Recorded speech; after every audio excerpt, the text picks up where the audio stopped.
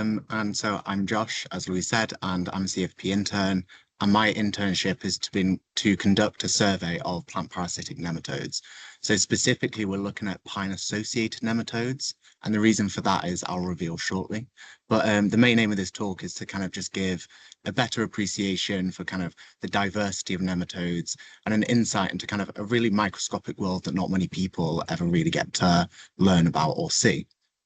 So a bit of background, pine wilt disease, so this is a disease that we're really thinking about in this talk, is a major threat to conifer forests worldwide, and it's caused by the pinewood nematode. So that's what's pictured here.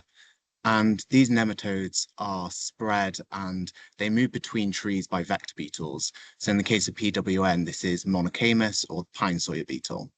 And what happens is when infected larvae pupate and then they emerge as adults, they carry thousands of nematodes inside the respiratory system. And then the adult beetle flies to a healthy pine tree and it will feed on young twigs and bark. And then what will happen is the nematodes will then leave their body through and enter these like feeding wounds on the tree and invade the vascular system. They then multiply rapidly and it causes the tree to then wilt and die. So when the beetle larvae pupate and emerge, whilst they might then feed on these healthy trees, what they can also do is they'll oviposit on dead and dying trees. And then what will then happen is these larvae, when they emerge, will then be reinfected by the nematode. And this is essentially what causes the cycle to kind of restart. So outside of its native range in North America, PWN, so pinewood nematode, has adapted to new monocamus species. So the UK lacks a native monocamus, and this is what kind of reduces our risk of like spread. But some UK beetles can carry PWN at quite low densities. So it kind of leads to the question, are these numbers enough for establishment and to act as effective vectors? So I've been lucky enough to work as this on the CFP funded PhD project, and it's titled Reassessing the Threat Posed by Pinewood Nematode to UK Forestry. So this is a collaborative project between the University of Reading, Forest Research, FERA, INIAV, which is in Portugal, which is in the nematodes invasive range.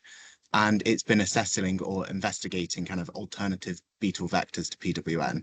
So the PhD, so Taylor, who's been my supervisor, has conducted a meta-analysis of PWN host trees, cuticular compounds of UK beetles to see if there's kind of similarities or differences to known PWN vectors, and 2 nematode surveys, so one on wood samples and another of nematodes collected from beetles. So the UK is free of PWN, luckily. And to prevent introduction, the UK enforces strict regulations on wood imports from countries where PWN is present. So Portugal, Spain, China, Japan. And as part of these protections, the UK conducts an annual survey to confirm its PWN-free status. So there's limited research, on nematode species present in UK forests, and understanding the plant-parasitic nematodes already associated with pine trees in the UK is essential. So conducting a survey of nematodes found in wood samples will help determine if any nematodes closely related to PWN are already established in the country. And I've been quite lucky because then this is what I've gotten to do as part of my internship. So there's a huge diversity of nematodes, and there's estimated to be roughly about 28,000 species belonging to the phylum Nematoda, and they're found in every ecosystem on Earth, from oceans and deserts. And the phylum is split into 2 main classes. So you have Anoplia, and this is, so I've not included it in this diagram, and it's because we haven't found many of these within our survey, and these are mainly free-living nematodes with a simple excretory system. But examples we have found are called Monochaida, and these are kind of predatory nematodes. But what we have found and is more relevant to us in tree health is Cremordia, and these are kind of free-living and parasitic nematodes. So they're characterized by kind of more complex excretory system, and they're split down into kind of several orders. So the ones that we found quite a lot of, we have Rhabditida. So this contains both free-living and parasitic nematodes. They're found in the soil or aquatic environments, and they're kind of primarily bacterial feeders.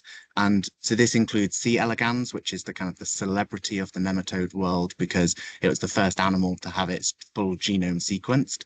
That's normally all people know about nematodes is C. elegans, and that's it, but not after this talk. And then you also have Plectida, and these are also bacterial feeders. And So similar to Rhabditida, but the key difference is, whereas Rhabditida will have these kind of like straight mouth parts, Plectida is really characterized by this kind of wishbone mouth part. And then you'll also have Tylencada. So these are, again, plant parasitic nematodes and can include many kind of major agricultural pests. And they're characterized by this feeding stylet, which I'll go into a little bit more in a couple of slides. And then you also have Aphelenchida. So Aphelenchida is sometimes grouped with Tylencada, and again, because of the feeding stylets, but they include plant parasitic and also fungivorous nematodes, and these include quite economically significant pests because it includes the pinewood nematode. So just to note, there are a lot more families and orders within Nematoda. These are just kind of the ones that we've found have made up the largest percentage of our results. But the order that we're most interested in here is Aphelenchida because that's what PWM belongs to. So if we take a closer look at Aphelenchida, it's divided into several genera, and it's these nematodes that we kind of aim to identify to a species level. And it's important because the pinewood nematode belongs to the order Aphelenchida that other genera such as Aphelenchoides, Lamaphylencus, Cyanura are closely related. So if beetles known to carry any of these nematodes could also act as potential vectors or alternative vectors to PWM. So therefore, identifying kind of nematodes within Aphelenchida to species level could help us pinpoint additional potential vectors and kind of better assess the broader risk of PWM transmission in UK forests. But then that kind of leads to the question that'll shape just the next kind of few minutes of this talk is, how is it that we can ID a nematode species level? And for this, I'll focus mainly on Aphelenchoides, just because they've kind of made up the largest portion of our results, which is kind of unsurprising given that they're kind of ubiquitous fungal feeders. So one of the first things we look for is the stylet. So this is a needle kind of like structure that the nematodes use to pierce plant cells and feed. So in Aphelenchoides, the stylet kind of is a key diagnostic feature, and it typically ranges from about 8 to 20 micrometers. And measuring the stylet is really crucial for species identification because really small differences can really help differentiate between species. And to measure it, we just take the length from the base to the tip. But the length can also give an insight to feeding habits. So shorter stylets are also associated with, say, fungal feeders, whereas longer stylets, such as those found, so Aphelenchoides besseyi, they can kind of give an indication for an adaptation for plant parasitism. So they're quite hard to see under the microscope, so you can kind of just see it on this picture here. So in these, I've tried to use as many microscope pictures as possible because you'll see a drawing like this and you think, oh, it's really clear. And then you look down the microscope and you think, gosh, that looks nothing like the drawing. So this is more kind of accurate representation of what it looks like. And then another feature is the excretory pore and the nerve ring. So this little video just gets easiest to see kind of when it's moving. So the excretory pore is an external opening, which is responsible for waste elimination and osmoregulation. And the position of this is species specific. So we kind of measured the position based on two anatomical kind of landmarks. So you've got the median bulb, which is this kind of circular bit towards kind of the left-hand side of the nematode. And this is kind of a strong pump-like structure, which has a really well-developed valve. And this aids the suction of movement of food from the stoma, so like the mouth opening, into the pharyngeal lumen. So it plays a really key role in feeding. And then you have the nerve ring, and this is a kind of key neurological structure in nematodes, and it acts as kind of a central processing hub where nerve fibers kind of encircle the esophagus, and it's crucial for coordinating movement and sensory processing. So if you can see my cursor here, this is where the pore is on here, and then the nerve ring would kind of just loop around and it would be in the middle here. And the easiest ways to see it is almost like it's a different type of grey from the rest of the grey nematode. It's essentially the easiest way to describe it. And we basically just look at kind of the position of the excretory pore kind of in kind of relation with those two kind of landmarks. So next you have the vulval sac and the vulva and the post-vulval sac. So the vulva is this bit up here, and this is just the reproductive opening in the female nematode.